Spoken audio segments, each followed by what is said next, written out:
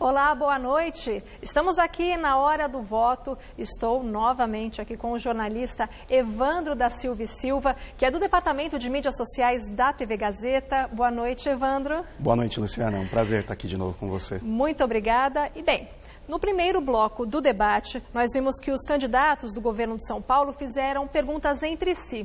Então, Evandro, eu queria saber como é que está a repercussão no Twitter. Bom, a gente está aqui para mostrar como é que está essas menções dos candidatos, né, na plataforma. E aí a gente pode observar que o candidato João Dória, do PSDB, tem reunido aí o maior número de menções até o momento, 36% dessas menções. Seguidos pelo candidato do PSB, pelo Márcio França, e pelo Luiz Marinho, com 22%. Né? Aí, na sequência, a gente tem o candidato Paulo Scaff, com 11%, né? Empatados a professora Lisete e o candidato Marcelo Cândido e, por fim, o candidato Rodrigo Tavares. É bom a gente sempre lembrar, Luciana, que essas menções, ela é um consolidado de todo o período, né? Que as pessoas estão falando dos candidatos no Twitter, e ele não representa se são menções positivas ou negativas, é a soma de todas elas. Ele é quantitativo e não qualitativo, exato, né? É a soma de todas elas. E para você participar, é só você usar a hashtag Gazeta Estadão JP para a gente poder aqui ver os números durante os intervalos. Então, nós vamos voltar no próximo intervalo do debate com mais informações sobre o Twitter. Então, fique ligado e não esqueça de usar a hashtag Gazeta Estadão JP. Então, vamos voltar ao debate entre os candidatos ao governo de São Paulo. Até mais.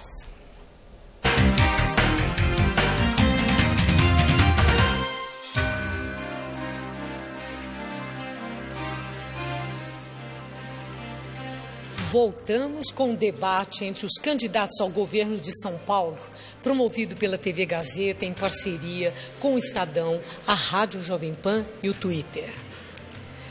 Vamos ver agora as regras deste segundo bloco. No segundo bloco, candidato responde a pergunta de jornalista. O jornalista também escolhe quem responde e quem comenta. Cada candidato responde e comenta apenas uma vez. As perguntas devem ser feitas em 30 segundos. Os candidatos terão 1 minuto e meio para responder. Comentário e tréplica serão feitos em 30 segundos cada.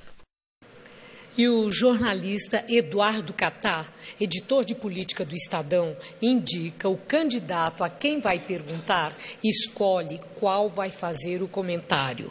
Você tem 30 segundos para a pergunta. Boa noite.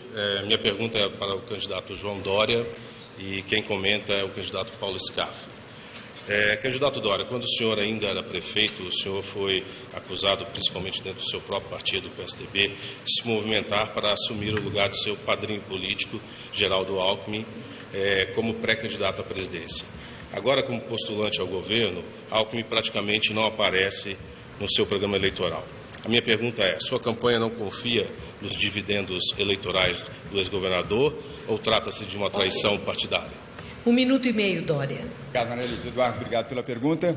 Eu tenho feito campanha junto com Geraldo Alckmin, fizemos já 4 agendas aqui em São Paulo. Portanto, não há nenhuma motivação para esconder o candidato Geraldo Alckmin. É o meu candidato à presidência da República, é o candidato pelo qual trabalho, é o número 45 e espero que seja também o seu voto para presidente da República do Brasil. Eu tenho muito orgulho das conquistas feitas pelo PSDB ao longo de muitos anos aqui em São Paulo, desde André Franco Montoro, que foi fundador do PSDB, passando por Mário Covas, José Serra e Geraldo Alckmin. Agora, tudo aquilo que já foi feito de bom pode ser melhor. E o nosso objetivo é melhorar e aprimorar ainda mais as políticas públicas, sobretudo na área de segurança pública, na área de educação, prestigiando, apoiando e melhorando gradualmente a remuneração dos professores, melhorando também a condição da saúde pública no Estado de São Paulo. E na área de geração de empregos. Nós temos, na verdade, 5 milhões de desempregados, entre desempregados e subempregados, no Estado de São Paulo. E esta é uma prioridade que nós vamos atacar, gerando novos investidores e, Eduardo, trazendo investidores internacionais que têm interesse no Brasil, especificamente no Estado de São Paulo, para obras de infraestrutura, na área de portos, aeroportos, hidrovias, ferrovias, rodovias e também gerando novas oportunidades de investimentos no agronegócio, onde São Paulo tem força e liderança. 30 segundos para seu comentário, Paulo Scaff. Bom, eu entrei na política, nunca tive padrinhos. Eu entrei na política, não tinha pai, tio, amigo, irmão, parente. Entrei para servir, entrei para fazer mais, fazer pelas pessoas, não entrei para ser servido. E nunca tive padrinhos. Essa história de padrinho no Brasil já não deu certo. Eu sou o candidato a governador de São Paulo. Se eu for eleito, se for vontade de Deus, vontade do eleitor de São Paulo, eu serei o governador para mudar São Paulo para muito melhor. João Dória, 30 segundos. Bem, Paulo, com todo respeito, você tem um padrinho, sim, que é o presidente Michel Temer. Não há razão, não vejo o porquê você quer esconder esta condição do presidente Michel Temer ser o seu padrinho. Ele é o presidente de honra do seu partido, do MDB. Eu não escondo Geraldo Alckmin. Geraldo Alckmin é o presidente do meu partido e é o meu candidato à presidência da República. E falo isso com alegria no coração. Eu não sei porquê você esconde que é o candidato do Michel Temer. E nós prosseguimos. A próxima pergunta será feita pelo jornalista Felipe Moura Brasil, da Rádio Jovem Pan. Eu peço a você, Felipe, para indicar a quem dirige a sua pergunta e também escolher quem vai comentar. 30 segundos para a pergunta. Boa noite a todos. Pergunta para Paulo Scaff, com comentário do João Dória. Scaff, o senhor já afirmou que os presídios estão privatizados na mão do PCC. O que o senhor pretende fazer para reverter esse quadro? Muito bem, Paulo Scaff, 1 minuto e meio. A segurança pública em São Paulo é uma calamidade. E para reverter esse quadro, nós temos que agir em 3 frentes. Primeiro, reorganizar as polícias. A polícia militar, a polícia civil, a polícia técnico-científica. A polícia técnico-científica está abandonada, a polícia civil está abandonada, a polícia militar não tem um armamento compatível com os bandidos de São Paulo. As polícias não se entendem, não há uma inteligência, uma estratégia comum. É necessário reorganizar as polícias. Mas também é necessário retomar os presídios. Quem hoje manda nos presídios de São Paulo, por incrível que pareça, é o crime organizado. Essa que é a realidade. Então o governo tem que retomar os presídios. Quando alguém fala em privatizar presídios, hoje está privatizado para o crime organizado. O que precisa é o governo retomar e pôr ordem. E também atualizar a lei penal. Chega de saidinha, visitinha, redução de pena. Nada disso. Condenado a 6 anos, tem que cumprir os 6 anos. Aí precisa uma mudança na lei federal. Mas como governador de São Paulo, sem dúvida, terei a liderança suficiente, política, para ir a Brasília e mudar essa lei, acabando com essa história da saidinha, acabando com a história de redução de pena. Aliás, até quem mata a mãe tem saidinha no Dia das Mães, o que é um absurdo. Então, o que precisa em São Paulo é coragem, determinação, vontade política, aí sim as pessoas vão ter segurança de verdade. E isso que eu farei como governador. Seu comentário, João Dória, 30 segundos. Vamos fazer, sim, uma política de segurança dura. Pode e deve melhorar. E em relação aos presídios, além de sermos contra as saidinhas, e vamos agir no governo federal, no Congresso Nacional, para impedir que isso volte a acontecer, preso vai trabalhar. Preso não vai ficar fazendo reunião em presídio para elaborar planejamento de crimes. Vai trabalhar e vamos colocar as bases comunitárias da Polícia Militar nas ruas das principais cidades do estado de São Paulo. Scaff, tréplica, 30 segundos. Bom, na realidade, isso não acontece em São Paulo, não é? Na realidade, o que nós observamos é uma total insegurança pública. Em 1 hora, ainda uma matéria essa semana, quase uma escola é assaltada. Em 1 hora, 100 pessoas são roubadas ou furtadas no estado de São Paulo. Uma mulher, uma menor é violentada. Temos crime, temos tráfico de drogas, crack. O que precisa é mudar radicalmente. Quem está aí há 24 anos teve sua oportunidade. Muito bem. Eu agradeço aos candidatos e nós vamos prosseguindo. E quem pergunta é o âncora do Jornal da Gazeta, Rodolfo Gamberini, que, por favor, Gamberini, indique o candidato a quem dirige a pergunta e escolha quem deve fazer o comentário. 30 segundos para a pergunta. A minha pergunta é ao candidato do PRTB, Rodrigo, e a resposta do Marcelo Cândido, do PDT. o lema a assinatura da campanha do Jair Bolsonaro é Brasil acima de tudo. Em alemão, isso significa Deutschland über alles. Isso, na Alemanha, é uma ofensa, foi retirada do hino, porque só os partidos de extrema-direita, só os partidos nazistas ousam usar essa frase. É uma vergonha isso. Que outros conceitos e ideias o seu candidato à presidência da República tem em comum com os nazistas? Boa noite, Rodolfo. Aqui no Brasil e no estado de São Paulo, isso significa renovação. Isso significa mudança. Isso significa que o povo não mais tolera essa forma de governo, essa forma que por muitas vezes leva a população a erro, quando pintam na tela da TV situações que não existem, quando pinta sim situações que em verdade não acrescentam nada de bom para a população. Nós aqui acreditamos piamente que é momento de renovar, é momento de mudança. E Jair Bolsonaro, no Brasil, como eu, aqui no estado de São Paulo, nos propomos a renovar. Renovar e mudar por quê? Porque podemos, porque não temos o rabo preso, porque não respondemos a nenhum processo, porque somos ficha limpa. E é por isso que vamos fazer. Vamos fazer porque podemos. Eu, sim, aqui no estado de São Paulo, represento a renovação. Todos aqui já tiveram a sua oportunidade. Agora é hora do Rodrigo Tavares, 28. Ok. Marcelo Cândido, o seu comentário.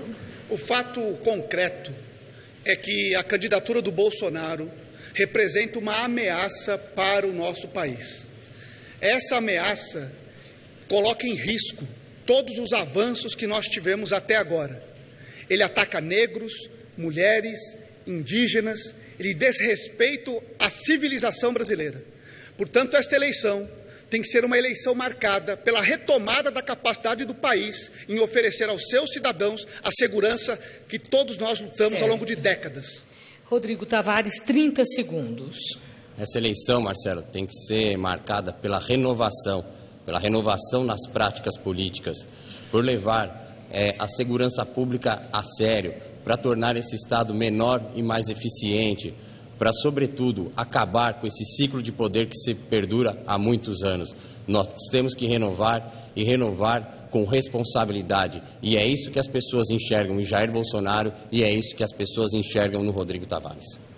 Eu agradeço e vamos em frente. Quem vai escolher novamente um candidato para responder a pergunta e indicar quem deve comentar é o jornalista Eduardo Catá, editor de política do Estadão. 30 segundos para a pergunta. Minha pergunta é para o candidato Márcio França, quem comenta é o candidato Rodrigo Tavares. Candidato, o senhor propõe separar os orçamentos da Polícia Civil e Militar, transferindo a Polícia Civil para a Secretaria de Justiça. Minha pergunta é, por que esse rearranjo político que vai na contramão do que dizem os especialistas, quando a definição é pela integração policial? Muito bem, Márcio França, 1 minuto e meio. Você sabe que eu acho muito interessante as pessoas falarem de especialistas em segurança, né? Esse título é sempre muito comum, especialistas. Especialista, para mim, em segurança pública é polícia militar, é o policial civil, é quem dedicou 30, 40 anos da sua vida à segurança pública. A minha candidata a vice-governadora que está aqui, a coronel Nicolucci, por exemplo, é uma coronel. Ela dedicou a vida inteira para ser policial, ela é uma especialista em segurança pública. Essa lógica, para o povo, pouco importa onde é que está vinculada a polícia. O que eu tenho dito e repito é que a Polícia Civil, ela é uma polícia judiciária, ela é uma polícia de investigação, ela não tem nada a ver com a Polícia Militar. São duas polícias diferentes, você tem que prestigiar as duas. Só que, evidentemente, que a Polícia Militar é muito maior que a Polícia Civil. Então, eu tenho feito diversos gestos à Polícia Militar, como tenho feito quando fui homenagear lá a Cabo Safre, por exemplo, que reagiu a um assalto na porta de uma escola e acabou por matar o bandido. Eu prestigio a Polícia Militar, mas acho que o melhor caminho para São Paulo é que a Polícia Civil tenha um orçamento próprio e cada uma tenha seu orçamento. É incorreto imaginar que os dois orçamentos juntos podem ajudar a polícia. Com isso você vai ter o dobro do orçamento e vai permitir que as duas polícias possam ser mais eficazes. Por exemplo, como nós temos aqui em São Paulo, abrindo as 66 delegacias que estavam fechadas aqui rapidamente, porque simplesmente veio a determinação, vamos abrir as delegacias fechadas no estado de São Paulo. O seu comentário, Rodrigo Tavares. Olha, o que eu vejo é sempre propostas, vamos fazer, iremos fazer. Agora, isso vindo de pessoas que já tiveram a sua oportunidade. Com todo respeito ao candidato Márcio França, ele participou do último governo, é o atual governador do estado de São Paulo e nada conseguiu mudar. Então, Márcio, eu também deixo a pergunta, por que não foi mudado? O senhor não pôde, o senhor foi omisso, sabe? É importante que a população acredite e eu não vejo verdade nessas palavras. 30 segundos, Márcio França. Claro, Rodrigo, não pode ver verdade. A gente tem muito pouco em comum, até porque você mal me conhece, não é? Mas o que é importante você saber é que se você é candidato, por exemplo, a governador em São Paulo, por um outro partido que não é o do Bolsonaro, você não manda no Bolsonaro. Né? Ele faz aquilo que ele acha correto. Eu também era vice-governador e como vice-governador eu não mandava no governo. Eu dei muitas orientações e não nego nada que foi feito de bom em São Paulo, mas eu sou diferente, tenho um outro pensamento e claro que vou fazer as coisas diferentes. Muito obrigada. E voltamos agora com o âncora do Jornal da Gazeta, Rodolfo Gamberini. Gamberini, por favor, sua pergunta e a indicação de quem deve responder e também comentar. A minha pergunta é à professora Lisete, com comentário do governador Márcio França. O PSOL, nas últimas eleições de 2014, elegeu 2 deputados estaduais. Se tiver 100% de crescimento, elegerá 4. A Assembleia Legislativa tem 94 deputados. Como é que a senhora pretende governar com 90 deputados que não são do seu partido, não são da sua base de apoio? 1 minuto e meio, professora Lisete. Bom, essa é uma questão absolutamente tranquila, porque, de fato, eu já tenho experiência, vou citar aqui, eu trabalhei com muito afinco na gestão Luiz Erundina, que viveu essa situação de forma muito parecida. E eu tive a oportunidade de discutir na Câmara dos Vereadores, mais ou menos com essa proporção, um projeto bastante complexo, que foi o Estatuto do Magistério, primeiro Estatuto da Rede Municipal de Ensino, e não há dúvida nenhuma, quando você discute um projeto que é de interesse da população, quando você conversa com a população, que você estabelece o diálogo entre os envolvidos, não há dúvida nenhuma que há uma adesão. E eu diria que eu também aposto que os meus colegas, hoje adversários de diferentes partidos, serão suficientemente cívicos para apoiarem todos os projetos que forem de interesse da população. E existe, Rodolfo, aquela outra forma que eu diria muito pragmática, que é o seguinte: quando a população sabe que é um projeto muito interessante, ela lota as galerias da Assembleia Legislativa. E, na minha experiência longa de frequência a essas galerias, posso te garantir, galeria cheia muda a opinião dos deputados e eu tenho certeza que eu vou ter sucesso. Okay. Muito bem, seu comentário, Márcio França, 30 segundos. Olha, como eu disse, eu tenho mais de 30 anos de vida pública. Já passei por tive pelo Poder Judiciário, pelo Poder Executivo, pelo Legislativo, tenho experiência. Sei que é possível fazer isso. A gente vai ter uma ampla maioria na Assembleia Legislativa também. E a Assembleia, com bom senso, não vai fazer nada contra o povo de São Paulo, não é? Eu agora estou a aguardar que eles aprovem, por exemplo, a Bolsa para os alunos das FATECs e ETECs. Eu tenho certeza que eles vão aprovar. Não vão ser irresponsáveis de fazer uma coisa contra o povo de São Paulo, seja qualquer partido que vá governar o Estado de São Paulo. 30 segundos, professora Lisete. Então, é baseado na experiência de vários partidos que também já colocaram projetos até, digamos, difíceis de serem aprovados, não é? Que nós vamos ter sempre o diálogo como uma condição fundamental. E uma coisa que não acontece hoje no governo do PSDB, tá certo? É conversa, é diálogo. E eu acho que com diálogo a gente resolve, se não todos, mas pelo menos 90% das questões. Vamos nelas. E nós prosseguimos. Quem vai perguntar agora e também escolher o candidato que vai fazer o comentário e quem vai responder é o jornalista Felipe Moura Brasil, da Rádio Jovem Pan. A sua pergunta, 30 segundos. Pergunta para Marcelo Cândido, com comentário de Luiz Marinho. Grandes fábricas da cidade de Franca, 400 quilômetros aqui da capital paulista, transferiram linhas de produção para o Nordeste e para estados como Minas Gerais, onde o ICMS da atividade é de 2%, ante 7% de São Paulo. O que o senhor pretende fazer para evitar essa evasão de indústrias? 1 minuto e meio. Perfeito. A minha intenção é, já no início do governo, apresentar uma proposta de reforma tributária no Estado de São Paulo, que possa gerar uma condição para que todo empreendedor encontre neste Estado o ambiente necessário para o desenvolvimento do seu negócio. São Paulo precisa de um banco de fomento que garanta condições para que o acesso ao crédito não seja com os juros que são praticados hoje no país, e São Paulo pode concorrer, a partir de um banco de fomento, na oferta de juros que dão condições para que o Estado de São Paulo possa manter a sua atividade produtiva, atrair novos negócios e ampliar na diversidade produtiva outras áreas que podem ser melhoradas aqui no Estado de São Paulo. O exemplo que você dá na sua pergunta demonstra a falta de ação da parte do Estado nos últimos anos para garantir essas condições. Mas é fato concreto que São Paulo precisa passar por um grande debate a respeito da sua condição hoje no país. São Paulo é o maior estado do país, tem condições de oferecer oportunidades melhores, e nós vamos trabalhar para que isso seja feito de maneira debatida com o setor produtivo, com os trabalhadores, de modo a criar um ambiente de negócios e que favoreça todo o setor produtivo. Queremos que São Paulo volte a crescer e cresça, dando oportunidades para toda a sua população. E eu quero que São Paulo seja referência, que já é, mas maior do que isso, seja referência internacional de soluções na área de tecnologia e de desenvolvimento econômico. Obrigada.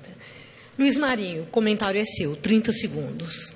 Isso é o resultado do desastroso governo do PSDB há 24 anos nesse Estado. Nós estamos perdendo indústrias a cada dia pelo jeito de governar. São pedágios nas alturas, comprometendo a eficiência da economia paulista. Portanto, aqui cabe uma revisão de projeto de como conceder as rodovias de forma a ter um pedágio mais barato para ter melhor eficiência da nossa economia. E cabe também fomento. Vou criar o Banco de Desenvolvimento e Fomento para dar crédito para a produção. Marcelo Cândido, 30 segundos. Olha, eu preciso deixar muito claro aqui que a minha candidatura ao governo do Estado de São Paulo tem por objetivo colocar São Paulo numa outra condição. Há muitos anos, São Paulo sofre o debate travado entre o PT e o PSDB, e esse debate não tem gerado soluções que o Estado de São Paulo precisa. Eu não sou candidato à participação de governos, eu sou candidato a governar o Estado de São Paulo. E governando o Estado de São Paulo, eu quero fazer com que o Estado possa voltar a crescer com inclusão social. Esse é o nosso desafio. Eu agradeço, obrigada, e mais uma vez, Felipe Moura Brasil, da Rádio Jovem Pan, indica o candidato a quem vai perguntar e escolhe quem vai fazer o comentário. Pergunta a Luiz Marinho com comentário de Lisete. Muito bem.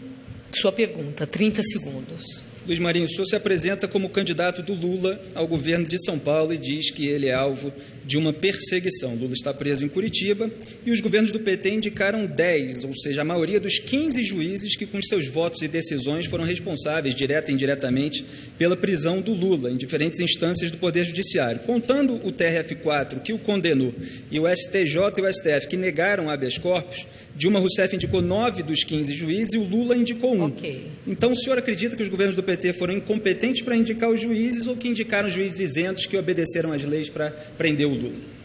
Muito bem. Minuto só, Luiz Marinho. Eu peço atenção para o nosso cronômetro, por favor, começando sua resposta. Concretamente, Felipe, o povo brasileiro processou esse conjunto de informação e tem clareza. Eu sou bacharel em Direito e li a sentença do juiz Sérgio Moro. Não tem uma única comprovação de dolo do presidente Lula. Ou seja, é uma condenação injusta sim.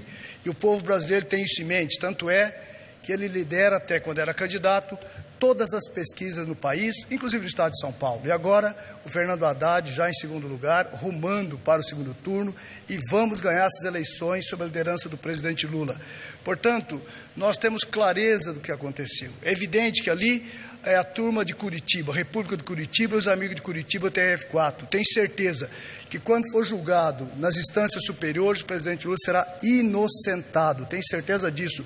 Pelo que li da sentença do juiz Sérgio Moro, ali não tem uma única prova. Não cabe, portanto, no nosso ordenamento jurídico, condenação por fatos indeterminados. Eu pergunto ao telespectador, o que seria fatos indeterminados?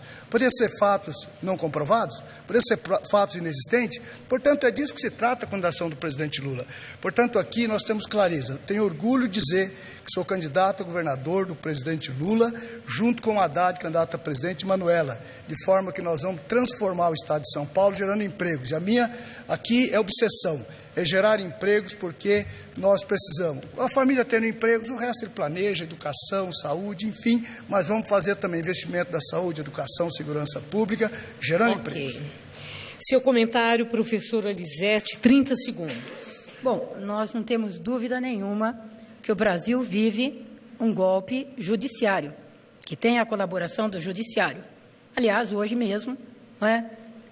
O Beto Richa foi solto, o Aécio Neves nem sequer foi preso, o Serra foi considerado um idoso de 70 anos, não é? O presidente da Assembleia Legislativa, que roubou a merenda, também, roubou não, foi intimado a prestar declarações. Ok, não é? Seu tempo terminou, candidata. Muito obrigada. E agora, Luiz Marinho, 30 segundos. Portanto, quero reafirmar aqui ao telespectador, venha conosco para transformar o Estado e o Brasil. Você sabe, com Lula, quem queria trabalhar tinha empregos, e nós provamos. Eu sentei com as maiores empresas do mundo para negociar. Tenho a responsabilidade de ter negociado a permanência da Volkswagen São Bernardo do Campo e da Ford também, e também da Otis. Portanto, nós sabemos como fazer para manter investimento e atrair novos investimentos. Conto com você para gerar empregos acima de tudo, sem esquecer da educação, do esporte, da cultura, do lazer e da segurança. Obrigada. E encerramos assim o segundo bloco. Voltamos daqui a pouco com um debate entre os candidatos ao governo de São Paulo, promovido pela TV Gazeta, em parceria com o Estadão, a Rádio Jovem Pan e o Twitter.